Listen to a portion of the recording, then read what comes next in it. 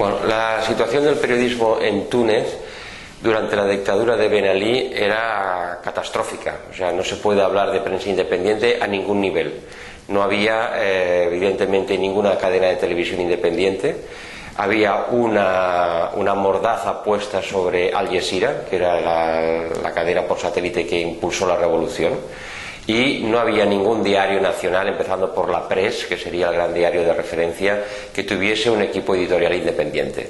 Las noticias estaban censuradas, pero el estado de terror era tan grande que ya no necesitaban ni siquiera establecer una censura. Había una autocensura previa por parte de los periodistas que querían seguir conservando sus empleos, evidentemente, y aceptaban las reglas del juego tal como eran. Yo recuerdo justo después, el día después de la caída de Ben Ali, que fue el 14 de enero de 2011, pues el día 15 o el día 16 en la Asociación de la Prensa de Túnez estuve en una reunión muy interesante donde ellos se sacudían este miedo y se animaban los unos a los otros a reformar sus propias redacciones y empezar a publicar contenido de interés para la consolidación de la democracia. Y fue una de las reuniones que como periodista más me han emocionado de mi vida, ¿no? Porque había mucha autocrítica, pero también una pasión por vamos a hacerlo bien a partir de ahora. El pueblo nos lo exige y nosotros se lo debemos, que fue brutal. La situación del periodismo en Libia es muy diferente también, porque ahí ya no había nada. No había, yo creo que ningún medio de comunicación ya ni con cara y ojos. En Túnez sí que encontrábamos pues periódicos que informaban de esto o de aquello, controlados por el régimen.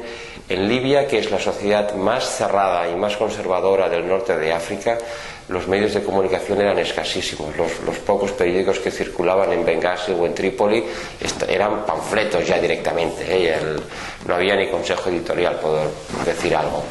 Las radios inexistentes también prácticamente, y los satélites, que en Túnez sí que podía haber un poco más de tolerancia a la implantación de satélites. En Libia estaban totalmente censurados, y fuera de lo que eran los grandes hoteles, el público, la ciudadanía no tenía ningún acceso a las cadenas de televisión por satélite, sobre todo Al Jazeera, que han sido las que han hecho la revolución posible. Al Jazeera fue decisiva en el triunfo de la revolución en Túnez.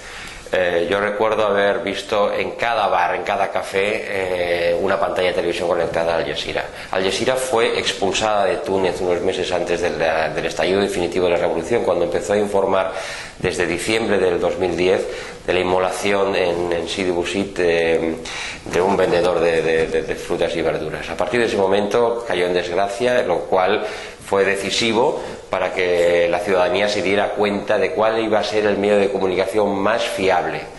Y yo creo que fue Al Jazeera la que impulsó después que la ciudadanía empezase a utilizar las redes sociales para comunicarse.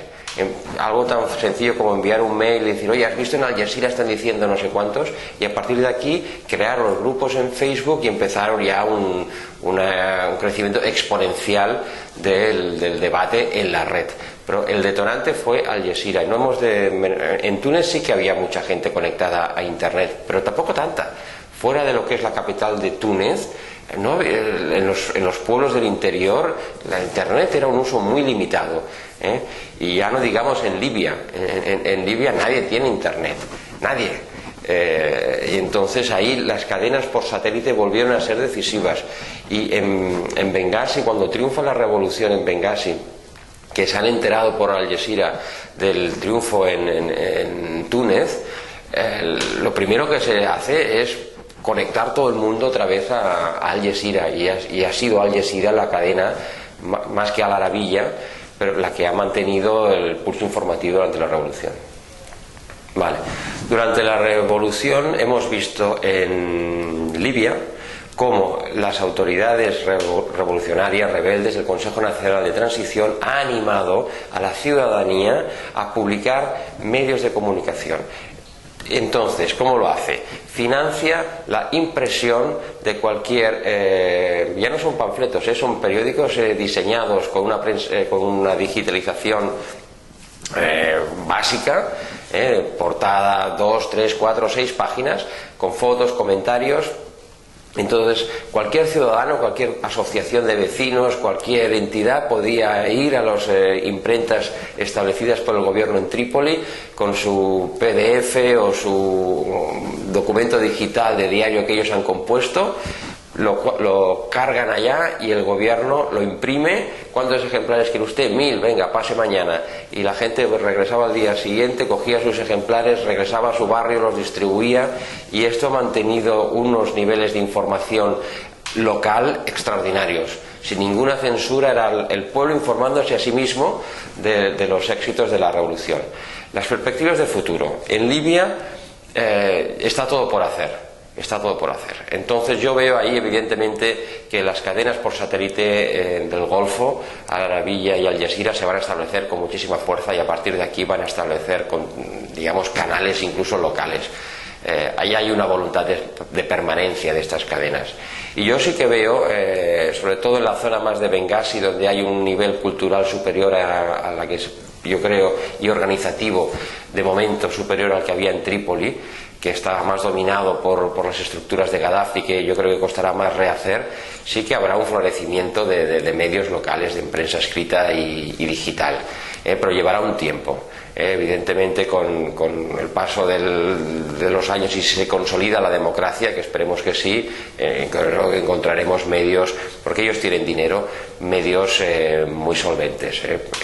En Túnez pasará lo mismo. En Túnez sí que había una base para construir esa transición a una prensa libre y democrática. Yo creo que los grandes grupos, que sobre todo en torno a la prensa y que eran los diarios, van a ser los que se expandan, porque los dos canales de televisión pública eran una porquería, en el sentido de que no ofrecían nada de valor, yo creo que, y la radio también, ha habido un esfuerzo enorme por parte de las nuevas autoridades en Túnez de más pluralidad y más apertura en la televisión y la radio pública, con ejemplos clarísimos de BBC en el horizonte, y yo creo que esto se va a consolidar, y como hay mucho dinero también, y creo que lo habrá por parte de la Unión Europea, de medios independientes, pero yo creo que empezarán por la prensa.